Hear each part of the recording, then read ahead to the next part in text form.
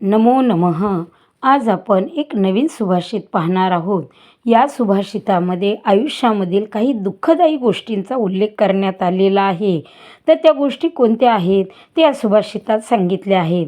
अहो नु कष्टम सततम प्रवास, ततः अतिकष्टः परगेहवास, कष्टा अधिका निजजनस्य सेवा, ततः अतिकष्टा धनहीनता च.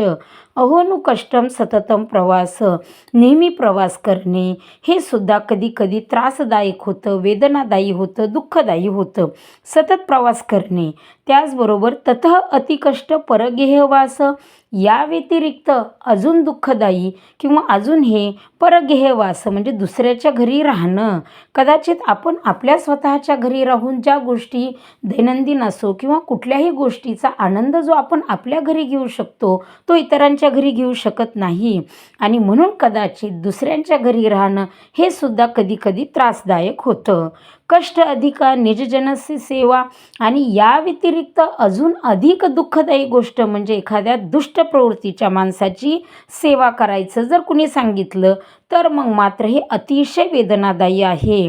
दुष्ट माणसाची सेवा करणं नाविलाजाने होईना जर कधी आयुष्यात अशी वेळ आली तर ते अतिशय यातनादायी वेदनादायी होतं.